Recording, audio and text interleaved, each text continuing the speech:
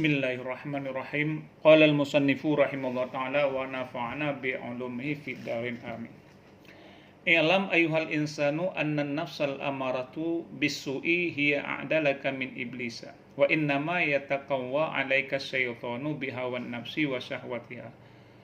Fala taghurannaka nafsuka bil amani wal ghururi li'anna min tab'in nafsi al-amanu wal ghaflatu wal rahatu wal fatratu wal kaslu. I'lam ketahui olehmu, kata musannif, ayyuhal insanu, wahai para manusia, annan nafsa, bahwa sungguh nafsu itu menyuruh dengan keburukan. Nafsu selalu menyuruh umat manusia kepada berbuat kejahatan, berbuat keburukan. Memang itu konsep daripada nafsu. Dia selalu menyuruh, memerintahkan manusia untuk berbuat kejahatan. Hiya a'dalaka min iblisa. Dianya nafsu itu musuh yang lebih berbahaya daripada iblis. Jadi kita hanya mengenali bahwa iblis musuh utama bagi kita.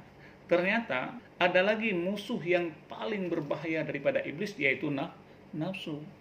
Jadi nafsu selalu mengajak manusia untuk berbuat kejahatan. Sementara manusia yang terkalahkan oleh nafsu itu cenderung akan mengikuti keinginan-keinginannya nafsu, melampaui batas, mementingkan kehidupan dunia, bahkan bertindak semena-mena melebihi makhluk tak berakal. Walhasil, nafsu mendorong manusia untuk melampaui batas dan mementingkan kehidupan duniawi, sedangkan Allah mendorong hambanya untuk takut dan menahan diri. Jadi posisi hati seorang hamba berada di antara kedua dorongan itu. Sehingga mungkin ia condong kepada keinginan nafsu, mungkin juga condong kepada dorongan Allah. Tak heran bila para ulama menyebutkan nafsu sebagai tempat ujian. Itu sering ulama mengatakan bahwa nafsu ini adalah sebagai tempat ujian dan penyebab petaka manusia yang masih dikendalikan keinginannya. Namun tidak demikian halnya manusia yang mampu mengendalikan nafsu. Sebalik, ini buat orang-orang yang dikendalikan oleh nafsunya. Dengan kata lain, saat berhadapan dengan nafsu, manusia terbagi kepada tiga. Jadi manusia saat berhadapan dengan nafsu, ketika berhadapan dengan nafsu, ini manusia ini dibagi kepada tiga kelompok. Yang pertama, ada manusia yang mampu mengendalikan nafsunya. Yang kedua, ada manusia yang sesekali mampu mengendalikan nafsunya, namun terkadang terkalahkan oleh nafsu. Itu yang kedua. Kemudian yang ketiga, ada manusia yang dikuasai sepenuhnya oleh nafsunya. Berarti remote control manusia itu pada nafsunya. Kayak televisi, remote kontrolnya ada pada kita. Mau kita arahkan kemana siaran, itu kontrolnya sama kita. Mau NTV, mau Indosiar, SCTV, RCTI, TVRI, dan sebagainya, remote control ada kita. Jadi perumpamaan manusia yang ketiga ini yang dikuasai sepenuhnya oleh nafsu, persis seperti televisi yang remote kontrolnya pada kita. Kemanapun kita arahkan, begitu juga kemanapun diarahkan oleh nafsunya, dia selalu mengikutinya, karena memang sudah dikuasai oleh nafsunya. Karena yang ketiga inilah yang disebut dengan nafsu amarah. An-nafsu amarah yang tak terbayang akan kembali kepada Allah, kecuali nafsu yang dirahmatinya. Karena nafsu amarahlah yang selalu memerintahkan keburukan, memerintahkan kejahatan.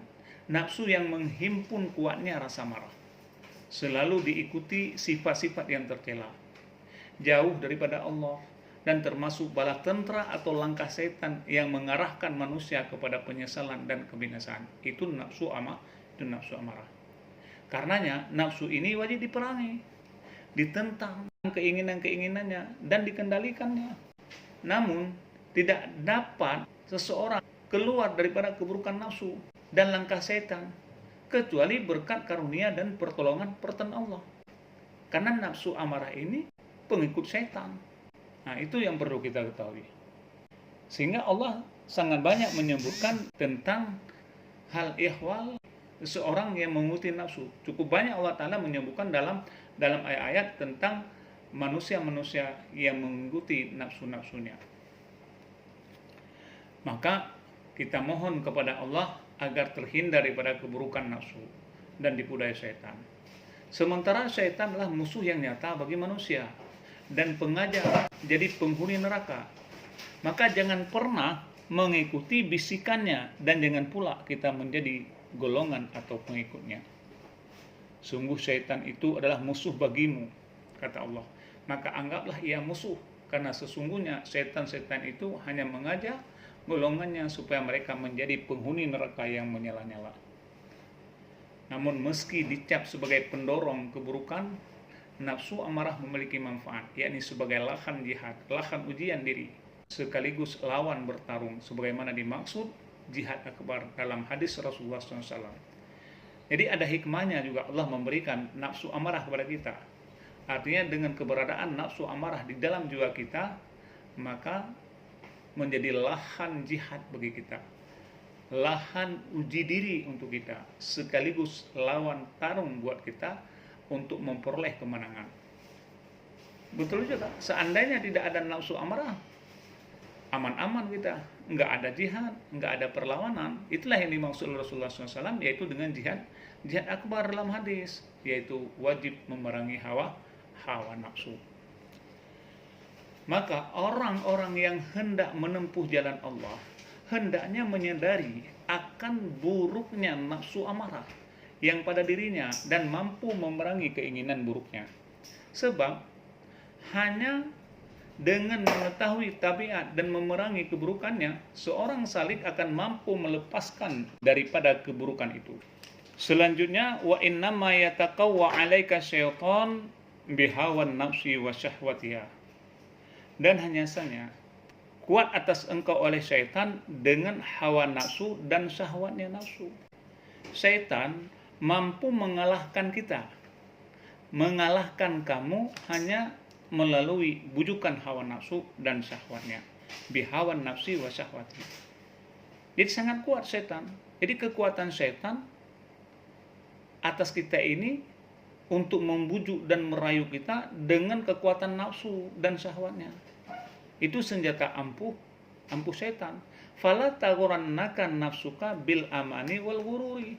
Maka jangan tertipulah engkau oleh nafsu engkau.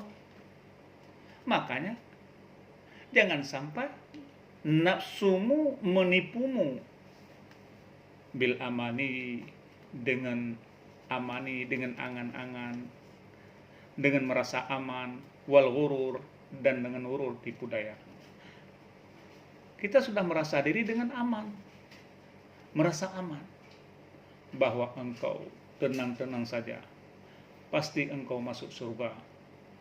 Itu kata iblis, di bawah rayuan itu. Wal ghurur, begitu juga ghurur.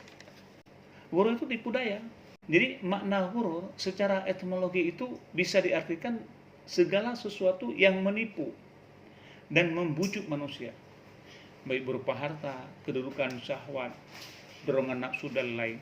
Jadi kedua metode ini yang dibawakan oleh iblis, baik dengan amani wal ghurur. Karena li'anna min tab'in nafsi al-amanu wal ghafratu wal rahatu wal fatratu wal kaslu. Karena bahwa sungguh sebahagian daripada sifat tabiat nafsu itu aman. Seseorang merasa aman, bahwa dia tenang-tenang saja, aman, pasti akan masuk surga. Itu tabiat daripada nafsu. Yang kedua, wal ghaflah, lalai. Dilalaikan kita. Wal rahah, dan istirahat, wal fatrah, dan lemah kita. Kemudian wal kas, dan malas. Itu sifat daripada nafsu. Ditipu kita dengan angan-angan, dengan tipu-tipu daya. Ini adalah karakter daripada nafsu. Maka karakteristik nafsu adalah merasa aman, lalai, istirahat, lemah, dan malas. Sebab yang perlu kita ketahui adalah nafsu merupakan penghalang ibadat yang paling jitu, yang paling dasar. Maka perlu kita ketahui bahwa nafsu adalah yang paling dahsyat sebagai penghalang ibadat kita. Hakikat nafsu yang dimaksud di sini adalah suatu unsur atau esensi yang ada pada manusia yang membawa kepada kuat amarah dan kuat syahwat. Dengan bahasa lain, sering disebutkan dengan istilah nafsu amarah. Nafsu amarah dengan pengertian tersebut adalah tidak akan kembali dan selalu menjauh daripada Allah, karena ia merupakan tentara daripada syaitan, pengikut daripada syaitan. Sehingga karakteristik nafsu itu perlu kita ketahui ada 7 macam. Namun dari sisi eksistensinya, nafsu itu tetap hanya satu. Tapi kalau kita lihat karakteristiknya, nafsu itu 7. Yang pertama ada nafsu amarah, yaitu nafsu yang selalu mendorong manusia kepada keburukan atau kemaksiatan, sebagaimana yang telah kita baca tadi.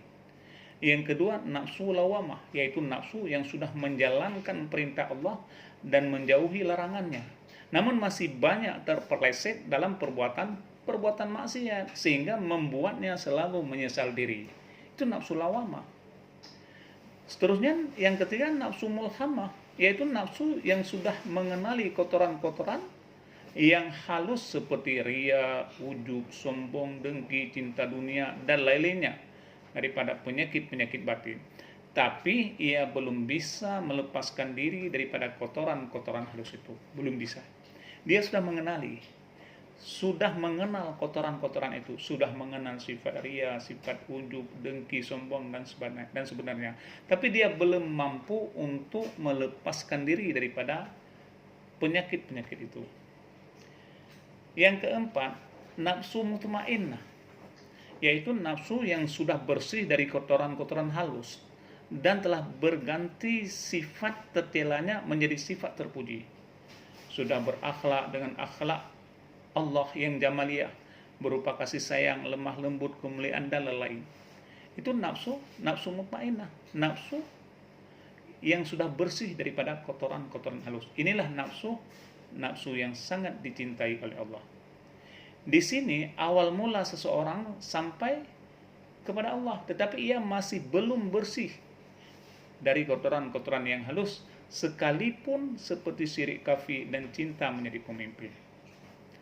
Kemudian yang kelima, nafsu radhiyah, yaitu nafsu yang telah sampai maqam fana, tetapi ia masih melihat diri telah fana sehingga dapat membawanya kepada ria. Karena ini nafsu radhiyah, ini nafsu yang sudah kelas tingkat tinggi. Tapi masih ada sedikit di dalam nafsu itu yang namanya nafsu kan menyuruh kepada kejahatan. Masih melihat diri telah fana sehingga dapat membawanya kepada ria. Salah-salah dia juga dibawa oleh nafsu tersebut kepada ria, kepada sombong dan sebagainya. Yang keenam, nafsu mardiyah, yaitu nafsu yang telah fana dari fana dan sudah tenggelam dalam lautan tauhid. Itu nafsu mardiyah. Kemudian yang terakhir, karena 7 karakteristiknya nafsu, dan yang ketujuh nafsu kamaliyah, yaitu nafsu yang sudah sempurna, yang sudah kamil. Jadi berdasarkan klasifikasi nafsu itu, nafsu yang harus dikalahkan dan wajib dikalahkan adalah nafsu amarah, lawamah, dan mulhamah. Itu 3 nafsu yang cukup berbahaya. Yang lebih berbahaya lagi yaitu nafsu amarah. 3 nafsu tersebut tidak masuk dalam panggilan Allah, tidak. Seperti dalam surah Al-Fajr, hai orang-orang yang beriman, hai jiwa yang mutmainnah, hai jiwa yang tenang, kembalilah kepada Tuhanmu dengan hati yang puas, lagi diridainya, maka masuklah ke dalam jamaah hamba-hambaku, masuklah ke dalam surgaku, kata Allah. Hal itu mengisyaratkan bahwa 3 nafsu itu masih jauh dengan Allah, sehingga belum mendapatkan panggilan dan seruan daripada Allah. Jadi dalam ayat itu Allah hanya memanggil nafsu mutmainnah, radhiyah, dan nafsu mardiyah, dan nafsu kamaliyah. Karena itu 3 nafsu itu harus dikalahkan supaya mendapat panggilan Allah dan menjadi orang-orang yang sukses dunia dan akhirat. Apalagi di dalam bulan Ramadan, bulan puasa seperti yang kita rasakan ini, bulan yang penuh kelebihan dan keistimewaan daripada Allah. Sangat perlu kita untuk menahan nafsu dan mengekang nafsu. Nah, jadi nafsu itulah yang membuat orang-orang yang berpuasa gagal ataupun tidak sempurna. Dengan demikian, kewajiban bagi orang-orang wajib mengalahkan nafsu amarah dan nafsu jahat tersebut agar bisa menjalani ibadah kita dengan tenang dan baik. Selanjutnya, di anna min tab'in nafsi al-amanu wal ghaflatu wal rahatu wal fatratu wal kaslu. Karena bahwa sungguh sebahagian daripada tabiat nafsu itu aman, ghaflah, melalaikan, warahah dan istirahat, wal fatrah dan merasa lemah, wal kaslu dan merasa malas. Itu di antara karakter nafsu, yaitu merasa aman. Seolah-olah dia nanti tidak disiksa lagi. Kemudian melalaikan, lalai, dia tidak mau berbuat lagi. Istirahat, tenang-tenang saja, lemah, dan bahkan malas memperbuat amal. Sebahagian daripada tabiat, atau itu karakter daripada nafsu. Orang yang sudah dilanda nafsu, karakternya begitu. Dia merasa dirinya aman, istirahat, lalai, dengan sesuatu yang tidak ada manfaatnya, bahkan lemah dan malas. Fada'waha batilun wa kullu syai'in minha hururun. Maka pendakwaannya nafsu itu batal, dan tiap-tiap sesuatu daripadanya nafsu itu hurur, itu tipuan. Sehingga pengakuannya, artinya pengakuan nafsu adalah omong kosong. Tidak ada itu. Dia mengatakan kita sudah merasa aman, kemudian melalaikan kita, memberikan yang terbaik, itu tidak ada. Karena pada dasarnya nafsu itu dia adalah memang karakter demikian, dan apa yang dikatakan oleh nafsu itu merupakan omong kosong. Bahkan semua yang berasal daripadanya adalah tipu daya. Wa kullu syai'in minha ghurur. Semua yang berasal daripada nafsu semuanya tidak ada bagusnya. Semuanya tipu daya. Wa in radhita anha wattaba'ta amraha halakta. Jika engkau meristui, jika engkau ridha daripadanya nafsu dan engkau mengikuti akan perintah-perintahnya, halakta, engkau pasti celaka. Jika engkau meristui hawa nafsu dan juga mengikuti perintah-perintahnya, mematuhi segala ajakan-ajakannya, pasti engkau akan binasa. Halakta, engkau binasa. Maka hati-hati dengan nafsu. Wa in ghafalta an muhasabatiha gharakta. Seterusnya, ghafalta, jika engkau lalai dalam mengevaluasinya, daripada muhasabahnya, lalai kita. Padahal kita sudah dilalaikan oleh nafsu, tapi kita lupa, lalai daripada mengevaluasinya, untuk menghisapnya, kemana sudah arah kita ini, sehingga kebanyakan lalai daripada berbuat, ketimbang kita untuk akhirat, sudah lalai kita. Lupa kita mengevaluasinya. Awarakta, niscaya engkau akan tenggelam. Kita akan tenggelam. Habis kita. Dibawa oleh arus. Tenggelam kita. Jika memang kita lalai dalam memuhasabahkan diri atau mengevaluasi kenapa kita lalai. Cukup bahaya nafsu itu. Wa in ajazta an mukhalafatiha. Dan jika engkau lemah daripada menyalahinya, tidak kuat kita untuk melawannya, tidak kuat. Seterusnya, wattaba'ta hawaha, dan engkau mengikut akan hawa-hawa nafsu, engkau mengikuti keinginan-keinginannya, lemah engkau mukhalafah, lemah engkau menyalahinya untuk melawannya, dan engkau mengikutnya, qadatka ilan nari, maka engkau akan dituntun ke dalam api neraka. Qadatka ilan nari, engkau dituntun ilan nar, ke dalam neraka. Nafsu itu akan menuntunmu ke neraka. Jika engkau tidak berani untuk mukhalafah, tidak berani untuk melawannya, engkau ikut akan ajakan, engkau ikut akan perintah, maka nafsu akan membawamu ke neraka. Cukup berbahaya nafsu. Walaysa lin nafsi marju'un ilal khair. Dan tidak bagi nafsu itu mendatangkan kepada kebaikan. Tidak ada istilah nafsu untuk mendatangkan kita kepada kebaikan. Itu tidak ada. Nol sama sekali. Wahia dan dianya nafsu ra'sul balaya. Otak malapetaka. Wa ma'danul fadhiyah. Dan sumber segala perbuatan tercela, fadhihah. Jadi nafsu itu ra'sul balaya wa ma'dan fadhihah. Otak gembong segala malapetaka dan sumber daripada perbuatan tercela. Wahya khazanatu iblis wa ma'wa kulla syar. Dianya nafsu itu gudang iblis, pembendaharaan iblis. Wa ma'wa kullu syarin, dan itu tempat tiap-tiap kejahatan. Begitu juga nafsu merupakan tempat bercokolnya segala keburukan. La ya'rifuha illa khaliqaha.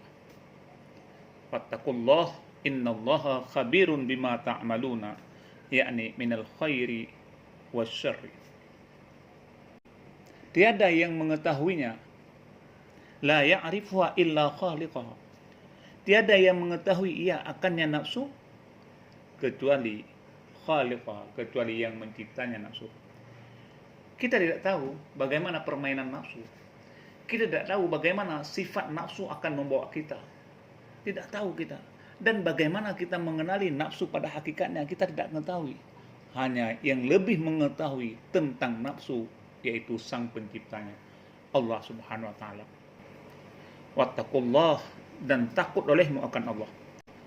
Innallaha khabirun bima ta'malun. Sesungguhnya Allah itu maha mengetahui dengan apa yang kita perbuat, yakni minal khairi wasyarri, daripada kebaikan dan kejahatan. Allah mengetahui semua perbuatan kita. Allah maha khabir, Allah maha a'lam, Allah maha mengetahui sekecil apapun.